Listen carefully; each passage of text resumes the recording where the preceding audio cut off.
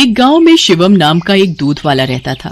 उसके पास 2 भैंसें थी। वो हर सुबह उनका दूध निकालता और पूरे गांव में घूमकर बेचा करता था। शिवम का रोजाना का एक नियम था। दूध बेचने के बाद उसके पास जो भी दूध बचता था उसे शिवम रास्ते में शिव जी के मंदिर में शिवलिंग पर चढ़ा देता था। उसका दोस्त मंगल रोजाना उसे ऐसा करते देखता था। एक दिन, शिवम, तू इतनी मेहनत से पूरे गांव में दूध बेचता है और जो दूध बच जाता है उसे तू शिव मंदिर में चढ़ा देता है।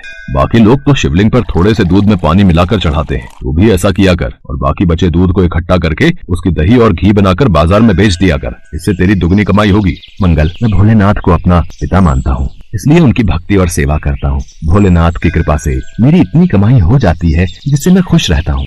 शिवम मंगल की बात पर ध्यान नहीं देता। वो नियम से ही रोजाना दूध चढ़ाने का कार्य करता रहता था। एक दिन मंदिर के पंडित जी ने शिवम से कहा, शिवम, तू हर दिन महादेव का दूध से अभिषेक करता है। तेरी क्या मनोकामना है जिसके लिए तू ये सब कर रहा है? पंडित जी, मुझे भोलेनाथ से कुछ नहीं चाहिए। मैंने कई बार कुछ लोगों को दूध में पानी मिलाकर चढ़ाते देखा तो मुझे लगा भोलेनाथ पानी मिला दूध पीकर कमजोर न हो जाए, इसलिए मैं उनको दूध चढ़ा देता हूँ। अच्छा, फिर ठीक है। एक दिन गांव में तेज बारिश हो रही थी।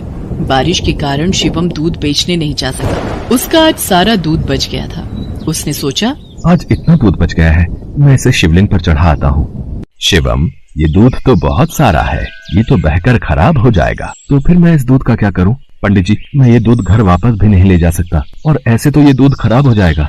तुम एक काम क्यों नहीं करते?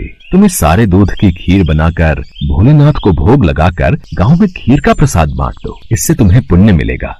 पंडित जी, ये तो आपने बहुत अच्छा विचार बताया है। मैं अभी जाकर बाजार से खीर का सामान लेकर आता हूँ। शिवम को पंडित जी की बात अच्छी लगी और वो बाजार से खीर बनाने का सामान ले आया। शिवम ने खीर बनाकर भगवान शंकर को भोग लगाया और सारे गांव में खीर का प्रसाद बांटा। इधर कैलाश पर्वत पर भगवान भोलेनाथ के मुख पर खीर लगी देख माँ पार्वती उनसे बोली, ये तो जरूर भगवान कृष्ण की भेजी हुई कोई चमत्कारी गाय दिखाई पड़ती है, जैसे उनका कोई आशीर्वाद हो। देवी पार्वती, ये मेरा प्रिय भक्त शिवम है। इसकी निश्चल भक्ति ने मेरा मन जीत लिया है। ये मुझे अपना पिता मानकर मुझे प्रतिदिन दूध और खीर का भोग लगाता है। ये मेरी चिंता करता है और मुझे बिना पानी मिला दूध चढ़ाता है। मेरे भोले भाले भक्त की भावना देखो, ये समझता है कहीं मैं पानी मिला दूध पीने से कमजोर न हो जाऊं, इसलिए ये दूध से अभिषेक करता है। प्रभु, फिर तो अपने इस भक्त पर कृपा करने के लिए हमें इसकी परीक्षा लेनी चाहिए। तो देर किस बात की देवी पार्वती, हम अभी पृथ्वी पर चलते हैं और अपने भक्त शिवम की परीक्षा लेते हैं। भगवान शिव और देवी पार्वती ने सेठ सेठानी का भेष बना लिया और शिवम के घर पहुंच गए। नमस्ते जी, कहिए आपको मेरे से क्या काम है?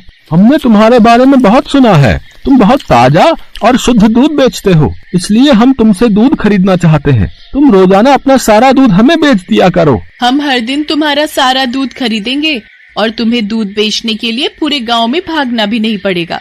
हमारे लोग यहीं से दूध ले जाएंगे और पैसे तुम्हें दे देंगे। मैं आपको सारा दूध नहीं दे सकता। मेरी भैंसें जितना दूध देंगी उसमें से थोड़ा दूध मैं भोलेनाथ के अभिषेक और खीर के प्रसाद के लिए रखूंगा।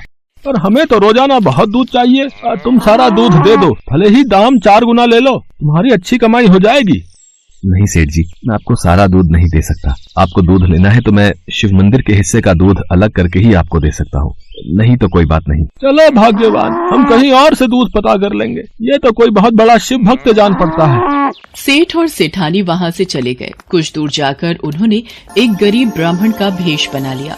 देवी पार्वती, अब हमें अपने भक्त की परीक्षा किसी और तरह लेनी होगी। भगवान शंकर और माँ पार्वती मंदिर की सीढ़ियों पर बैठ गए।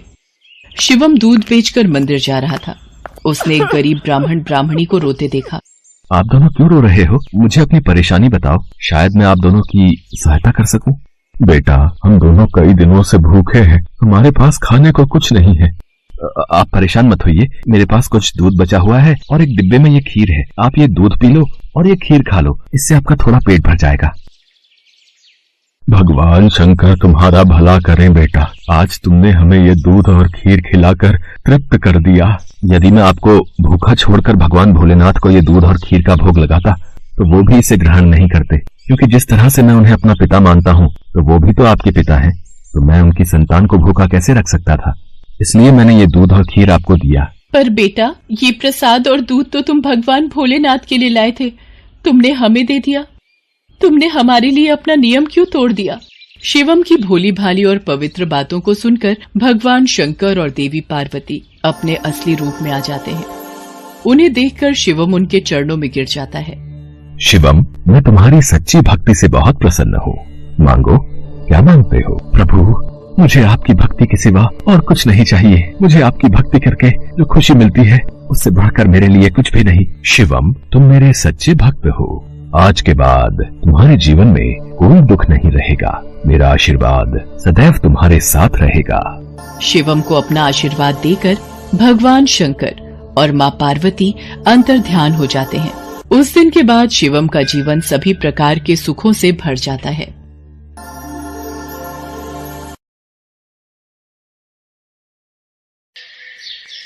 देवी दुर्गा ने दैत्यों के संहार के लिए कई अवतार लिए हैं।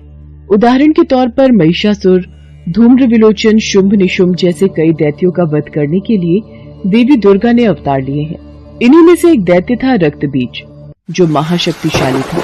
पुराणों के अनुसार रक्तबीज नामक दैत्य ने लगभग 5 लाख वर्षों तक तप किया और ब्रह्मा जी की स्तुति की। रक्तबीज की तपस्या से ब्रह्मा जी प्रसन्न हुए और रक्तबीज के सामने प्रकट हुए। मैं तुम्हारी तपस्या से प्रसन्न हूँ, कहो क्या चाहिए? ब्रह्मदेव, मुझे अमरता का वरदान दीजिए। हिरण्यकश्यप की तरह देवता, दानव, गंधर्व, यक्ष, पिशाच, पशु, पक्षी, मनुष्य आदि कोई भी मुझे नहीं मार सके, ऐसा वरदान दीजिए। तथास्तु, मैं तुम्हें वरदान देता हूँ कि युद्ध में अगर तुम्हारे शरीर से एक भी रक्त की बूंद धरती पर गिरेगी तो उससे नया रक्त बीज जन्म ले लेगा तथा किसी के लिए भी तुम पर विजय पाना असंभव होगा। ब्रह्मा जी से वरदान पाकर रक्तबीज अहंकार में चूर हो गया। उसने चारों ओर हाहाकार मचा दिया। मैं अमर हूँ, अब मुझे युद्ध में कोई परास्त नहीं कर सकता। अब स्वर्ग लोक पर मेरा यानी असुरों का राज होगा। मैं इंद्र को चुनौती देता हूँ, अगर साहस है तो मेरे से युद्ध करे, नहीं तो स्वर्ग लोक से भागकर कहीं मुंह छिपाकर